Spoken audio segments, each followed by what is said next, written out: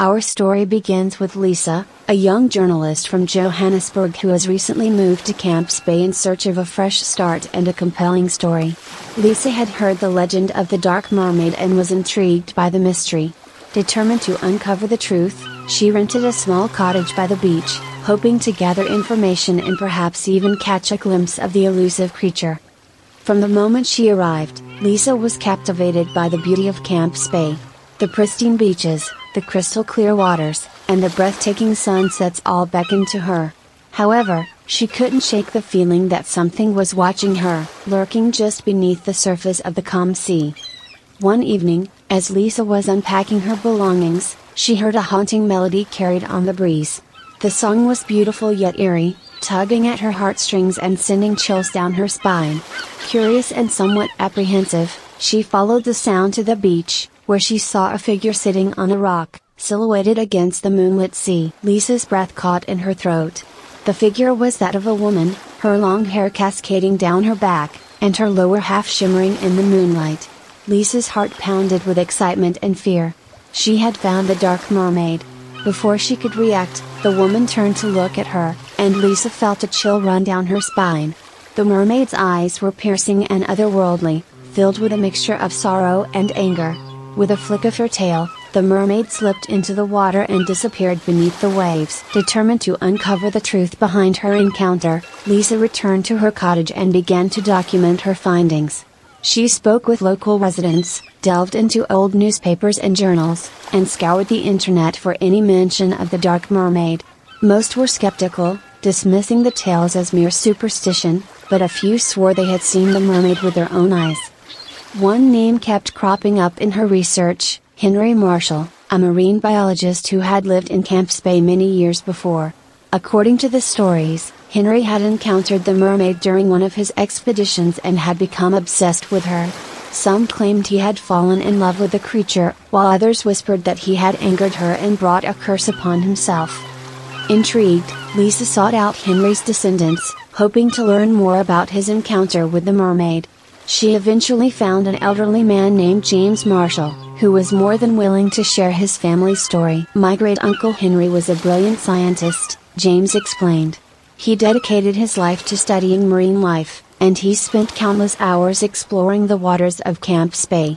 But one night, he came back from an expedition, claiming to have seen a mermaid. He said she was the most beautiful creature he had ever laid eyes on, but there was something about her that filled him with dread." Lisa listened intently as James recounted the tale. After that night, Henry was never the same. He became obsessed with finding the mermaid again, spending all his time and money on expeditions. He believed that she held the key to some great secret, but no one ever believed him. Eventually, he disappeared, and no one knows what became of him. As Lisa delved deeper into the legend, she uncovered more accounts of encounters with the mermaid, each with its own unique twist.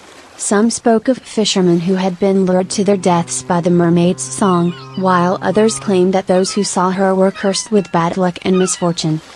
One particularly chilling story involved a fisherman named Peter van Rensburg. According to the tale, Peter had been out at sea one stormy night when he heard the mermaid's haunting song. Unable to resist, he followed the sound and saw the mermaid perched on a rock, her tail glistening in the moonlight. Peter approached her, but as he drew closer, the mermaid's expression changed from sorrowful to furious. She let out a blood-curdling scream, and the sea around them began to churn violently.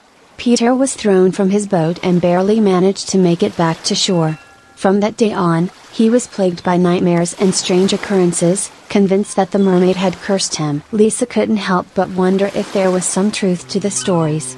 Were the encounters with the mermaid simply the product of overactive imaginations, or was there something more sinister at play? Determined to find out, she decided to return to the bay where she had first seen the mermaid and attempt to make contact once more. On a moonlit night, Lisa made her way back to the rocky shores of Camps Bay.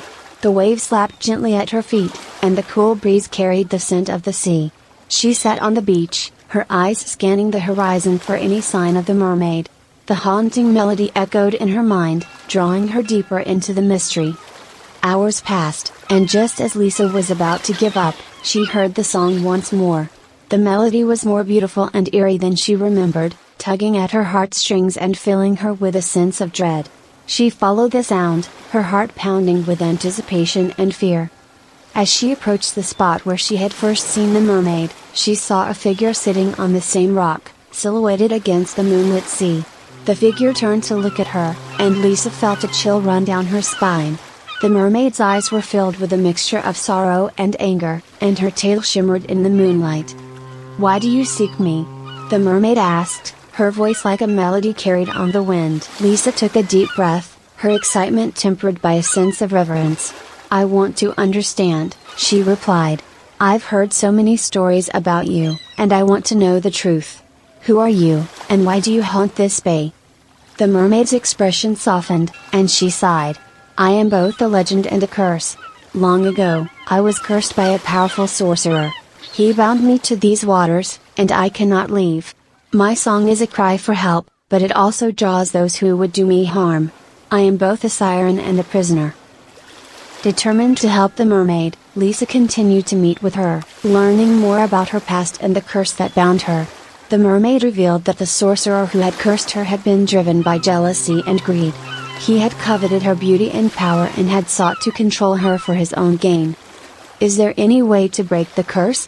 Lisa asked, her heart aching for the mermaid's plight. The mermaid nodded. "There is a way, but it is dangerous. The sorcerer's spirit still lingers in these waters, and he guards the key to my freedom. To break the curse, you must confront him and retrieve the key. But be warned, he is powerful and will stop at nothing to keep me bound." Lisa knew that the task ahead was daunting, but she couldn't bear the thought of leaving the mermaid to suffer for eternity. She vowed to do whatever it took to break the curse and set the mermaid free. With the mermaid's guidance, Lisa set out to find the sorcerer's spirit. She armed herself with knowledge and courage, knowing that the battle ahead would be unlike anything she had ever faced. As she ventured deeper into the waters of Camp's Bay, the atmosphere grew colder and more oppressive. The waves became more turbulent, and the sky darkened, as if reflecting the malevolent presence that awaited her. Finally, Lisa reached a dark and foreboding cave, the entrance guarded by jagged rocks and swirling currents. She steeled herself and entered, her flashlight cutting through the inky darkness. The air was thick with an otherworldly energy, and Lisa could feel the sorcerer's presence all around her. "Who dares to enter my domain?" A voice echoed through the cave, sending shivers down Lisa's spine. The voice was deep and menacing, filled with an ancient power that made the hairs on the back of her neck stand on end. With every ounce of courage she could muster, Lisa stepped forward. "I am Lisa, and I seek the spirit of the sorcerer who cursed the mermaid of Camp's Bay." A chilling laugh reverberated through the cavern, and a dark figure materialized before her. The sorcerer was tall and imposing, his eyes glowing with a malevolent light. His form was shrouded in darkness, making it difficult for Lisa to discern his features. "You are brave to confront me," the sorcerer said, his voice dripping with contempt. "But bravery alone will not save you. Why do you seek to free the mermaid?" Lisa took a deep breath, her excitement tempered by a sense of reverence. "She is trapped by your curse," she replied, standing her ground. "She has suffered for centuries because of your cruelty. It's time to end this." The sorcerer's eyes narrowed, and he moved closer, his presence suffocating. "You speak of cruelty, yet you know nothing of the pain I have endured. The mermaid betrayed me, and for that, she must suffer." Lisa's heart pounded as she realized the depth of the sorcerer's hatred. "She did not betray you," she said, her voice filled with empathy. "She was a victim of circumstance, just as you are. There is still a chance for redemption, for both of you." The sorcerer paused, his expression wavering. For a moment, Lisa thought she saw a flicker of sadness in his eyes, but it was quickly replaced by anger. "Redemption is a foolish notion," he spat. "You cannot undo what has been done." Summoning all her courage, Lisa reached into her bag and pulled out a small vial of holy water. "If you will not release her willingly, then I will use this to banish you," she declared, her voice unwavering. The sorcerer's eyes blazed with fury, and the ground beneath them shook violently. "You dare to challenge me?" he roared. "You will regret this." Lisa uncorked the vial and flung the holy water at the sorcerer.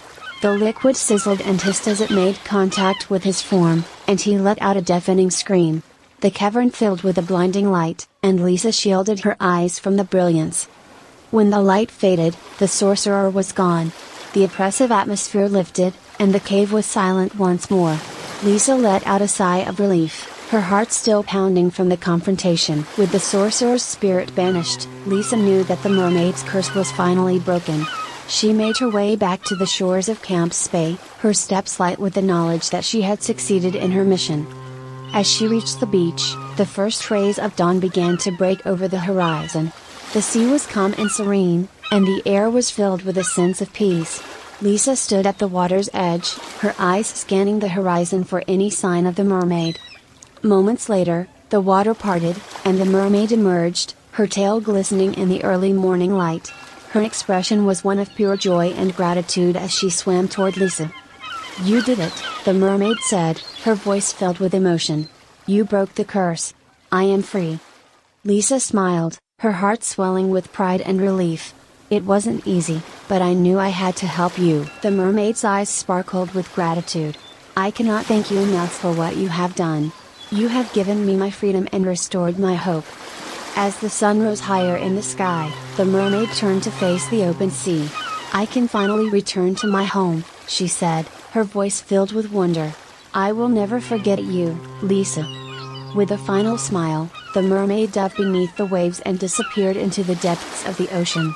Lisa watched her go, feeling a profound sense of fulfillment. With the mermaid's curse broken and the mystery of Camps Bay unveiled, Lisa returned to her research with renewed vigor. She documented every detail of her incredible journey, compiling her findings into a comprehensive report. She knew that sharing this story with the world could shed light on the unexplored depths of the ocean and the legends that reside there. Lisa's report gained widespread attention, capturing the imaginations of both the scientific community and the general public. Her detailed accounts of the mermaid, the sorcerer, and the history of Camps Bay inspired a new wave of interest in marine biology and folklore. Lisa was invited to speak at conferences, universities, and even on television, where she shared her incredible adventure and the lessons she had learned. Years passed, and Lisa continued her work as a journalist and marine biologist, dedicating her career to exploring the mysteries of the ocean. She traveled to remote corners of the world, uncovering new species and documenting the rich biodiversity of the seas. However, the story of the Dark Mermaid of Camps Bay remained her most cherished and significant achievement. Lisa's legacy lived on through her research, inspiring future generations of marine biologists to pursue their passion for the ocean. Her story became a beloved legend, passed down through the years and captivating the hearts of all who heard it. In her later years, Lisa returned to Camps Bay, where it all began.